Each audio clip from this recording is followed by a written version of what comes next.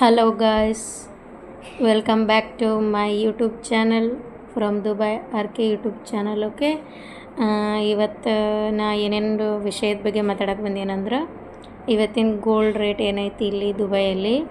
ಆಮೇಲೆ ಇವಾಗ present aeroplane status ಏನೈತಿ, ಏರ್ಪೋರ್ಟ್ ಸ್ಟೇಟಸ್ ಏನೈತಿ. ಆಮೇಲೆ ಒಂದು ಸ್ವಲ್ಪ ಬೇರೆ ಬಗ್ಗೆನೂ ಮಾತಾಡ್ತೀನಿ, ಅದರಲ್ಲಿ ಇಂಡಿಯಾದ ಬಗ್ಗೆಲ್ಲೂ ಮಾತಾಡ್ತೀನಿ. ಸೊ ಓಕೆ, ಸ್ಟಾರ್ಟ್ ಮಾಡೋಣ. ಸೊ ಫಸ್ಟ್ ನೋಡ್ರಿ, ಇಲ್ಲಿ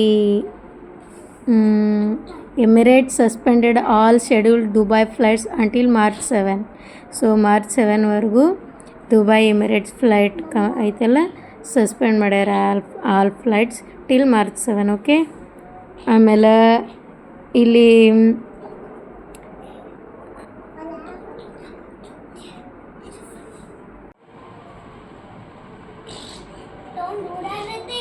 ನೋಡಿದ್ರಲ್ಲ ಮೆಸೇಜ್ ಏನು ಕೊಟ್ಟಾರ ಅವ್ರಂದ್ರೆ 7 ಮಾರ್ಚ್ವರೆಗೂ ಆಲ್ ಫ್ಲೈಟ್ ಸಸ್ಪೆಂಡ್ ಮಾಡ್ಯಾರ.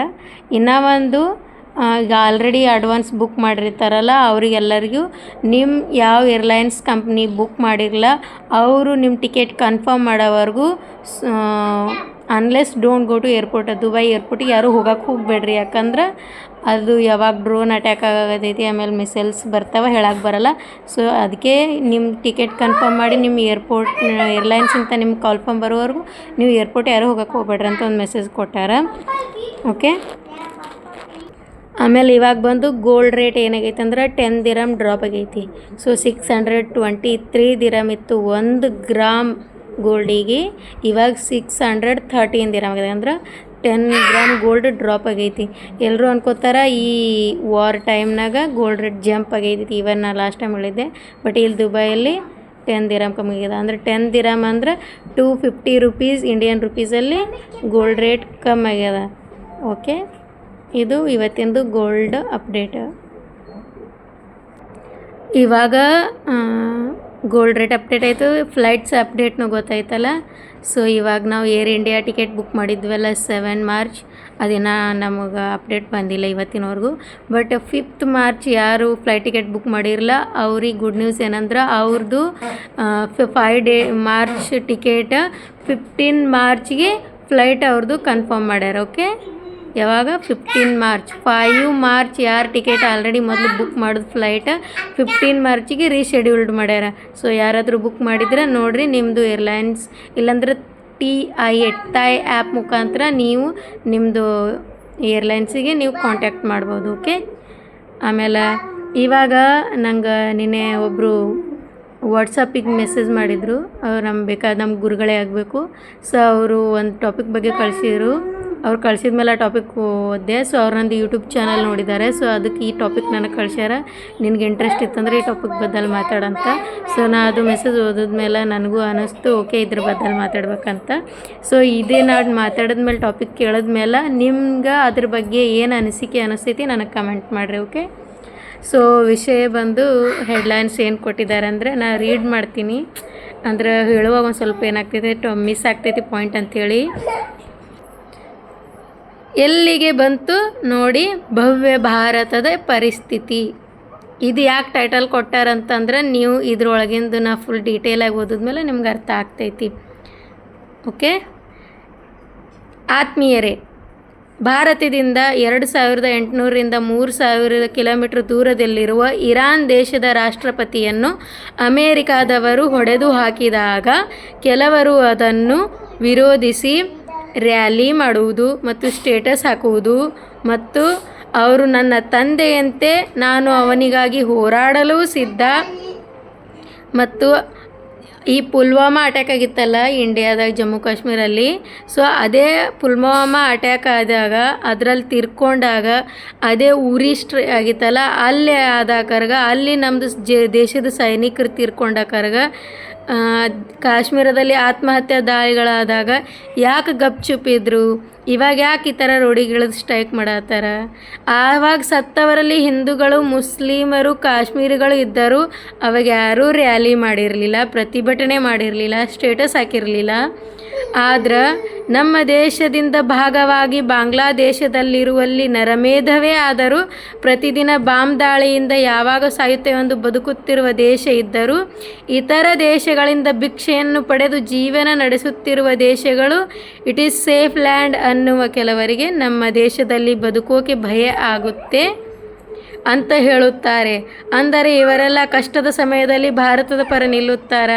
ಸಾಧ್ಯನೇ ಇಲ್ಲ. ಭಾರತದ ಇಂಥ ದೊಡ್ಡ ಇಶ್ಯೂ ಆದರೂ ಯಾವತ್ತೂ ಇವ್ರು ಸ್ಟ್ರೈಕು ಮಾಡಿಲ್ಲ, ರೋಡಿಗೂ ಬಂದಿಲ್ಲ. ಇವಾಗ ಇರಾನ್ ದೇಶದ ಅವ ತೀರ್ಕೊಂಡಿದ್ರೆ ಅವ ನನ್ನ ತಂದೆಗಿಂತ ಹೆಚ್ಚು ಅನ್ನೋದು ಒಂದು ಹೆಣ್ಮಕ್ಳು ನ್ಯೂಸ್ ಚಾನಲ್ದಾಗ ಹೇಳೋದು ನೋಡಿನಿ ನಾನು. ಸೊ ಅವಳು ಏನು ಹೇಳ್ತಾರೆ ಅಂದ್ರೆ ಅವನ ಸಲುವಾಗಿ ನಾವು ನೂರು ಮಕ್ಕಳನ್ನೂ ಹೇರಾಕೆ ರೆಡಿ ಇದ್ದೀನಿ. ಅವ ಹೆಣ್ಮಕ್ಳಿಗೆ ಆ ಥರ ಇಟ್ಟನ ಮಷಿನ್ ಥರ ನೂರು ಮಕ್ಳಿಗೆ ಹಡ್ಯಾಕೆ ಅಷ್ಟೇ ಯೂಸ್ ಮಾಡ್ಕೊಂಡನ. ಸೊ ಇವ್ರ ಮೈಂಡ್ಸೆಟ್ ಅಲ್ಲಿಗೆ ಅಷ್ಟೇ ಸೀಮಿತವಾಗಿದೆ ಅಂತ ನಾವು ತಿಳ್ಕೊಬೇಕು ಅಷ್ಟೇ ಜನರೇ. ಸೊ ಇವ್ರಿಗೆ ಅಲ್ಲಿ ಇರಾನ್ ರಾಜನಿಗೋಸ್ಕರ ಯಾರು ಇವಾಗ ನಾ ಇದನ್ನು ಓದಾಗತ್ತೀನಲ್ಲ, ಇದು ಓದಿದ ಮೇಲೆ ಕೆಲ ಬುದ್ಧಿಜೀವಿಗಳು, ಅವ್ರ ಹೆಸರೇನು ಬುದ್ಧಿಜೀವಿಗಳು, ಅವ್ರು ಏನಂತ ಹೇಳ್ತಾರಂದ್ರೆ ಮಾನವ ಹಕ್ಕುಗಳು, ಬದುಕುವ ಹಕ್ಕು ಅಂತೆಲ್ಲ ಇವಾಗೇನು ಸಂವಿಧಾನ ಒಳಗೈತೆಲ್ಲ ಅದಕ್ಕೆ ಮುಂದೆ ಫೇಸ್ ಮುಖಾಂತರ ಮುಖದ ಮೇಲೆ ಅದೊಂದು ಪರ್ದೆ ಹಾಕ್ಕೊಂಡು ಬರ್ತಾರೆ ನೋಡ್ರಿ ಹೊರಗೆ. ಸೊ UN ಕಾಶ್ಮೀರ ವಿಚಾರದಲ್ಲಿ ಪಾಕಿಸ್ತಾನ ಪರ ನಿಂತ ಇರಾನಿನ ನಾಯಕನ ಬಗ್ಗೆ ಕನಿಕರ ಇಲ್ಲ. ಕಾರ್ಗಿಲ್ ಯುದ್ಧದ ಸಂದರ್ಭದಲ್ಲಿ ನನ್ನ ಭಾರತದ ವಿರುದ್ಧ ಹಕ್ಕು ಮಂಡಿಸಿದ ದೇಶದ ಬಗ್ಗೆ ಗೌರವವಿಲ್ಲ. ಅಧಿಕಾರದ ಆಸೆಗೆ ತನ್ನದೇ ಸಮುದಾಯದ ಇನ್ನೊಂದು ಪಂಗಡದ ಜನರನ್ನು ಕೊಂದು ಅಧಿಕಾರ ನಡೆಸಿದ ನಾಯಕ ಮತ್ತು ಪರ್ಷಿಯನ್ನರನ್ನು ಇರಾನಿಗಳಾಗಿ ಮಾಡಿದ ವ್ಯಕ್ತಿಗಳ ಬಗ್ಗೆ ನಮಗೆ ಆಸಕ್ತಿ ಇಲ್ಲ.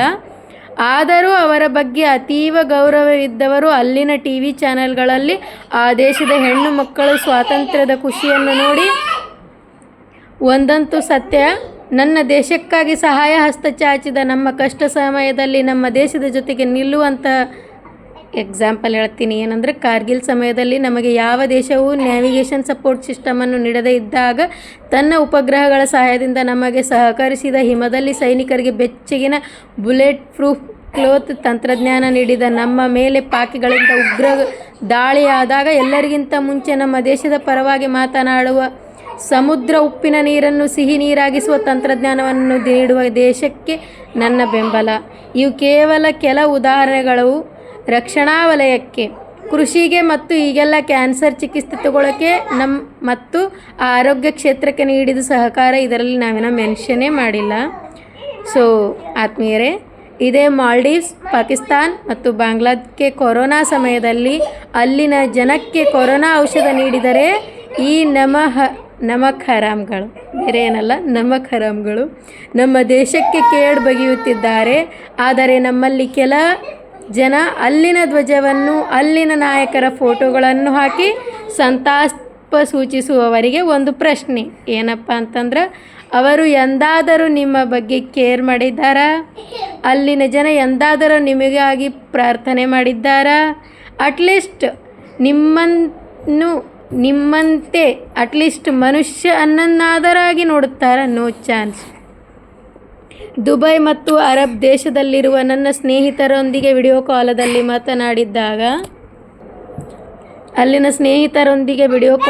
ಮಾತನಾಡಿದಾಗ ಅವರು ಹೇಳಿದ್ದು ನೋಡಿ, ನಾನು ಧರ್ಮದಿಂದ ಇಲ್ಲಿ ಬದುಕಿಲ್ಲ, ಭಾರತೀಯ ಅನ್ನುವ ಗೌರವದಿಂದ ಬದುಕಿದ್ದೇನೆ ಅಂತ ಹೇಳಿದರು. ಅಂದರೆ ನಾವೇ ಅವ್ರ ಫ್ರೆಂಡ್ಸು. ಸೊ ಹೇಳಿದರು, ಅಂತಿಮವಾಗಿ ನಮಗೆ ಯಾವುದೇ ಧರ್ಮ ಪಂಗಡ ಅವಶ್ಯಕತೆ ಇಲ್ಲ.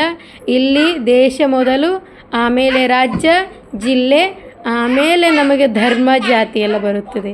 ಸೊ ನಾವು ಮೊದಲು ಯಾರು? ಭಾರತೀಯರು. ಆಮೇಲೆ ಯಾರು? ಕನ್ನಡಿಗರು.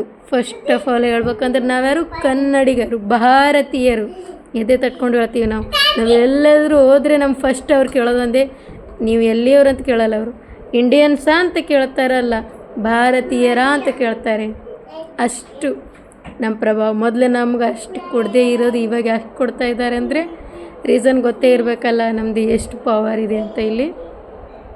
ಸೊ ಇವಾಗ ಅವ್ರ ಮೆಸೇಜ್ ಓದ್ತಾ ಇದ್ರೆ ನನಗೆ ಏನಂತಾರೆ ಫೀಲ್ ನಿಮಗೂ ಆಗ್ತಾ ಇರಬೇಕಲ್ಲ. ಜಗತ್ತಿನ ಎಲ್ಲೆಡೆ ಮಿಸೈಲ್ಗಳ ಹಾರಾಟವಿದ್ದು ಎಲ್ಲಿ ನಮ್ಮ ಮೇಲೆ ಬೀಳುತ್ತೆ ಅಂತ ಭಯದಲ್ಲಿ ಇದ್ದರೆ ನಮ್ಮ ಭವ್ಯ ಭಾರತದಲ್ಲಿ ಹಿಂದೂಗಳು ಏನಾಡಕತ್ತಾರ? ಹೋಲಿ ಹಬ್ಬ. ಏನು ಬಣ್ಣದ ಹಬ್ಬ ಆಡಾಕತ್ತಾರೆ. ಇಲ್ಲೆಲ್ಲ ಬಾಂಬಿಂತ್ರ ಆಟ ಆಡಾಕತ್ತಿರ್ದ್ಯ ಮುಸ್ಲಿಂ ಕಂಟ್ರಿ, ಇಲ್ಲೆಲ್ಲ ಗಲ್ಫ್ ಕಂಟ್ರೀಸ್ ಅವ್ರು ಹೋಲಿ ಹಬ್ಬ ಆಡಾಕತ್ತಾರೆ. ಸೊ ಮುಸ್ಲಿಂ ಪವಿತ್ರ ರಂಜಾನಿನ ಉಪವಾಸ ಮಾಡುತ್ತಾ ಅಲ್ಲಾಹನ ಕೃಪೆ ಪಡೆಯುವ ಮಾರ್ಗದಲ್ಲಿದ್ದಾರೆ. ಸೊ ಇವನ್ ಇಂಡಿಯಾದಲ್ಲಿ ಭಾರತದಲ್ಲಿ ಮುಸ್ಲಿಮರಿದ್ದರು ಅವರೆಲ್ಲ ಇವಾಗ ರಂಜಾನ್ ಫುಲ್ ಡೇ ಅವ್ರು ಫಾಸ್ಟಿಂಗ್ ಇರ್ತಾರಲ್ಲ, ಸೊ ಅವರು ಅದು ಉಪವಾಸ ಚೆನ್ನಾಗಿ ಮಾಡತ್ತಾರೆ, ಯಾವುದೂ ಅವ್ರಿಗೆ ತೊಂದರೆ ಆಗಿಲ್ಲ. ಆದರೆ ಕೆಲ ದೇಶದ್ರೋಹಿಗಳು ನಮ್ಮ ದೇಶದಲ್ಲಿದ್ದು ನಮ್ಮಲ್ಲೇ ತಿಂದು ಬೇರೆ ದೇಶದ ಸಲುವಾಗಿ ಪ್ರತಿಭಟನೆ ಮಾಡುವುದು ಮತ್ತು ಅಷ್ಟೊಂದು ಪ್ರೀತಿ ಇದ್ದರೆ ನಿಜವಾಗ್ಲೂ ಅವ್ರಿಗೆ ಆ ಇರಾನ್ ಲೀಡ್ರ್ ಮೇಲೆ, ಇರಾನಿನ ಮೇಲೆ ಅಷ್ಟು ಪ್ರೀತಿ ಇದ್ರು ಪ್ಲೀಸ್ ನಮ್ಮ ಭಾರತೀಯರಲ್ಲ, ನೀವು ಮೊದಲು ಭಾರತ ಬಿಟ್ಟು ಇರಾನ್ಗೆ ಹೋಗ್ರಿ. ನೀವು ಇರಾನ್ ಇನ್ನೂ ರೀಚ್ ಆಗಿದ್ದೂ ನ್ಯೂಸ್ ಬರೋಂಗಿಲ್ಲ, ನೀವು ಡೆತ್ ಆಗೋದನ್ನು ನ್ಯೂಸ್ ಹತ್ರ ಕನ್ಫರ್ಮ್ ಮಾಡ್ತಾರೆ ನ್ಯೂಸ್ ಚಾನಲ್ದಾಗ. ಅಲ್ಲಿ ಕಂಡೀಷನ್ ಯಾಕೆ ನೀವು ಅಲ್ಲಿ ಹೋಗ್ಲಾರ ನಮ್ಮ ಇಂಡಿಯಾದಾಗ ನಾಟಕ ಮಾಡತ್ತೀರಿ, ಅದೇ ಇಲ್ಲಿ ಬಂದು ಮಾಡಿರಿ ಗಲ್ಫ್ ಕಂಟ್ರಿನಾಗ, ದುಬೈನಾಗ, ಇಲ್ಲಿ ಸೌದಿನಾಗ, UAEನಾಗ ಬಂದು ಅಲ್ಲಿ ಇಂಡಿಯಾದಾಗ ಯಾವ ಥರ ಸ್ಟ್ರೈಕ್ ಮಾಡತ್ತೀರಿ ರೋಡಿಗಳದು, ಇಲ್ಲಿ ಬಂದು ರೋಡ್ ಮೇಲೆ ಕಾಲಿಟ್ಟು ನೋಡ್ರಿ ನಿಮ್ಮ ಪಾವ. ಅಲ್ಲಿ ಇಂಡಿಯಾದಾಗ ಯಾಕೆ ಮಾಡತ್ತೀರಿ ನೀವು? ವಾಕ್ ಸ್ವಾತಂತ್ರ್ಯ ಆದಂತಲ್ಲ, ಈ ನ್ಯೂಸ್ ಚಾನಲ್ ಅವ್ರಿಗೂ ಮಾಡೋ ಕೆಲಸ ಇಲ್ಲ ಅಂಥವ್ರಿಗೆಲ್ಲ ಹಾಕೊಂಡು ತೋರಿಸ್ತಾರೆ. ಸೊ ನೀವು ಯಾರು ನಮ್ಮ ಭಾರತದಲ್ಲಿದ್ದು ಇರಾನಿಗೆ ಯಾರು ಸಪೋರ್ಟ್ ಮಾಡತ್ತಿರಲ್ಲ, ಭಾಳ ದಿನ ಬಿಡ, ಬರ್ರಿ ಜಸ್ಟ್ 10 days ಹೋಗಿ ಅಲ್ಲಿನ ನಿಮ್ಮ ಜನಕ್ಕೆ ಹೋಗಿ ಸಪೋರ್ಟ್ ಮಾಡ್ಬರ್ರಿ. ಏನು ಮಾಡ್ಬರ್ರಿ? ಸಪೋರ್ಟ್ ಮಾಡಿರಿ. ವಾಪಸ್ ನೀವು ಬರೋದಂತರೂ 100% ಕನ್ಫರ್ಮ್ ಇರಲ್ಲ, ಗ್ಯಾರಂಟಿ ಇರಲ್ಲ. ಸೊ ನಮ್ಮಲ್ಲೇ ಹುಟ್ಟಿ, ಏಕೆಂದರೆ ಹುಟ್ಟಿನ ದೇಶದ ಬಗ್ಗೆ ನಿಮಗೆ ಕಾಳಜಿ ಇಲ್ಲದವರು ಹೋಗುವ ಧೈರ್ಯ ಅಂತರೂ ಮಾಡಿ ದಮ್ಮಿದ್ರೆ ಅಲ್ಲಿ ಹೋಗ್ರಿ ನೀವು. ಸೊ ಎಲ್ಲರೂ ನೆಮ್ಮದಿಯಾಗಿ ಶಾಂತಿ ಸೌಹಾರ್ದವಾಗಿ ನಡಕಿಸುತ್ತಿರುವ ನಾಗರಿಕರು ಎಂದರೆ ಅದು ಕೇವಲ ನನ್ನ ಭಾರತದಲ್ಲಿ ಮಾತ್ರ. ನೆಮ್ಮದಿಯಿಂದ ಶಾಂತಿಯಿಂದ ಏನರ ಜೀವನ ನಡೆಯಾಗತ್ತೈತಿ ಇವಾಗ ಅಂದ್ರೆ ಭಾರತದಲ್ಲಿ ಮಾತ್ರ ನಾಗರಿಕರ ಜೀವನ ನೆಮ್ಮದಿ ಶಾಂತವಾಗಿ. So I love India. ಇಂತಿ ನಿಮ್ಮ ಭಾರತೀಯ. ಹೆಂಗನ್ನಿಸ್ತು? ನನಗೊಬ್ಬರು ಬರ್ದು ಕಳಿಸಿದ್ರು ಇದ್ರ ಬದಲು ಮಾತಾಡಂತ. ಸೊ ಫಸ್ಟ್ ಆಫ್ ಆಲ್ ನಾ ಇದನ್ನು ರೀಡ್ ಮಾಡಿದ್ಮೇಲೆ ನನಗೂ ಮೈಂಡ್ ಒಳಗೆ ಅದೇ ಇತ್ತು ಫಸ್ಟ್, ಬಟ್ ನಾ ಸ್ಕ್ರಿಪ್ಟ್ ರೆಡಿ ಮಾಡ್ಕೋಬೇಕಾಗಿತ್ತು ಏನೇನಂತ ಪಾಯಿಂಟ್ಸ್. ಬಟ್ ಅವ್ರು ನನಗೆ ಆಲ್ರೆಡಿ ಇದೆಲ್ಲ ಸ್ಕ್ರಿಪ್ಟ್ ರೆಡಿ ಮಾಡಿ ನನಗೆ ಪರ್ಸ್ನಲಾಗಿ ಮೆಸೇಜ್ ಮಾಡಿದ್ದಾರೆ. ಸೊ ಥ್ಯಾಂಕ್ ಯು ಗುರುಗಳೇ ಫಾರ್ ದಿಸ್ ಸ್ಕ್ರಿಪ್ಟ್. ನಿಮಗೆ ಇದ್ರ ಬಗ್ಗೆ ಏನು ಅನ್ನಿಸ್ತು ನೋಡ್ರಿ. ಇದ್ರಾಗೂ ಯಾರೇ ವಿಡಿಯೋ ನೋಡೋದವರು ಏನಂತಾರೆ ಇದ್ರಿ ಅಂದ್ರೆ ನಿಮಗೇನು ಅನ್ನಿಸ್ತೈತಿ ಕಮೆಂಟ್ ಮಾಡಿರಿ. ಮತ್ತೆ ಮುಂದಿನ ವಿಡಿಯೋದಲ್ಲಿ ಸಿಗ್ತೀನಿ. Thank you so much. ದುಬೈಯಿಂದ ನಿಮ್ಮ ರೇಣುಕಾ ಮಾಡುವ ವಂದನೆಗಳು. ನನ್ನ ಈ ವಿಡಿಯೋ ನಿಮ್ಗೆ ಇಷ್ಟ ಆದರೆ ಸಬ್ಸ್ಕ್ರೈಬ್ ಆಗಿ, ಲೈಕ್ ಮಾಡಿ, ಶೇರ್ ಮಾಡಿ. ಬಾಯ್. ಧನ್ಯವಾದಗಳು.